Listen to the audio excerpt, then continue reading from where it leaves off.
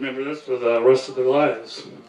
And hopefully some of us will too. I would also like to thank everybody else who made it here today for coming out and enjoying this special moment with us. Well, I'm especially glad to be here on this occasion to celebrate this day with my little brother. Taylor was born December 6th, 1988. The same day I was supposed to go to Chuck E. Cheese. Believe it or not, me and Taylor have the same birthday. Many people don't know that, but look at our driver's licenses. We were born on the same day. So, Taylor, you still owe me that trip to Chuck E. Cheese.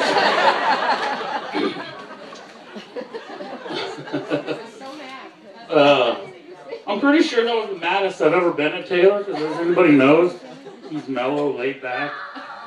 You can't get mad at the kid. I mean, you see brothers that fight, getting fist fights. Not me and Taylor. He's the mellow guy, and I'm the other way, I guess you could send that. But, you know, Taylor's one of those guys. But I was fast to get over getting mad at Taylor about Chuck E. Cheese, because a few weeks later he was my show and tell kindergarten class. So I guess I wasn't too mad, but, you know, who brings their little brother for show and tell? Me. I was pretty excited. Taylor has always had this so-called, his buddies I guess call it Lenny strength. I just call it little brother strength, but they all call it Lenny strength. I can remember a long time ago when, I don't know if he was 8, 9, or 10 years old, that time frame. I made him mad, and I'll be honest, I don't remember what it was, but we were driving, I think, to Idaho to go visit family, and I really irritated him. I was looking out the window, and he just jacked me in the jaw and rung my bell. I mean, to this day, the one guy that's made me see stars is that guy right there. I haven't seen a lot of stars, but he's definitely made me see them.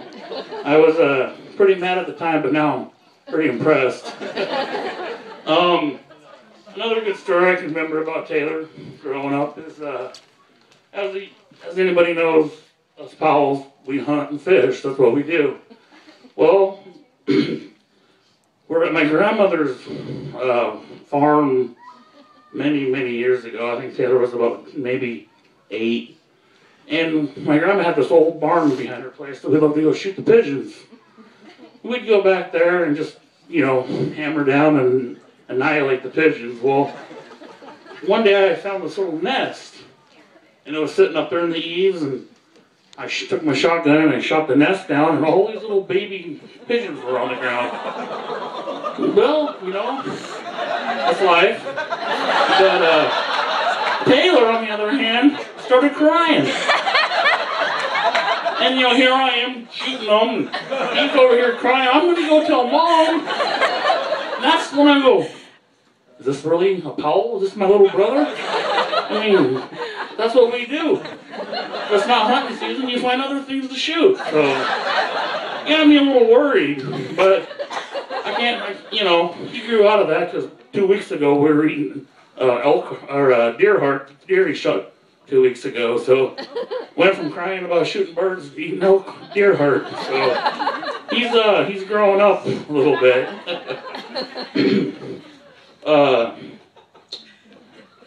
Hang on 1 second. Made a few notes. I know Taylor was serious about Alyssa one day when me and my dad invited him to go on a spring bear hunt in the southeast Washington. He was in school down in Boise State, and my dad and I drew a bear tag, and we invited Taylor to go hunting. Well, Taylor said, well, I have other plans. And I rolled back in my head and said, other plans? It's hunting. There's no such thing as other plans. And I said, well, what are you doing? You know, I was thinking, maybe I had a surgery I wouldn't know about, or something important. No, I'm going to go drive to Lake Chelan. I think to myself, okay, he's driving past where we're going hunting, and going to keep going. And anybody that knows Taylor, he hates to drive. So if he's going to make this special trip to go to Lake Chelan, I knew there was something going on. It took me a little while to get it out of him, but I found out he was going to go meet Alyssa. And at the time, I didn't officially know Alyssa, but I've heard about Alyssa growing up. So I let it slide. When I heard, oh, okay, everyone there. So, see, I kind of memorized some of it and then wrote some down. So I was just trying to be prepared, you know, it's the Eagle Scouting family. That's my back, so was Taylor. So anyways, you know, growing up, I always heard about this so-called Alyssa girl. I, you know, was older. I think by the time I was in high school, he was in the meeting girls and getting to know girls stage.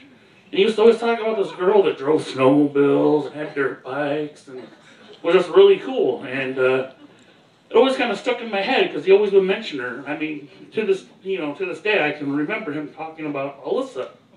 He had other girlfriends and whatsoever, but he always talked about Alyssa. And it just kind of was, to me, it was like, well, if you always talk about this Alyssa girl, why are you dating her? Well, then one day, I think me and Taylor in my truck, and I was taking him somewhere, and he was a little guy riding shotgun, and he pointed out Alyssa because she was driving, I think, a lifted Toyota truck. I was like, dang, that girl's hot. Me in high school, I said, oh, that's my friend Alyssa. I was like, well, what are you doing not dating her? She one drives a truck, and two, she's hot. You know, and I was like, well, what are you doing? I mean, come on, man. And that's just kind of how it always was. I heard about this Alyssa girl.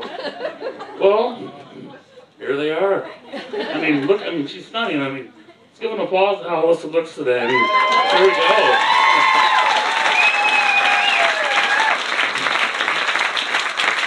Alyssa, I want you to know that Taylor has been in love with you since he was in kindergarten. It was just kind of weird in his mouth.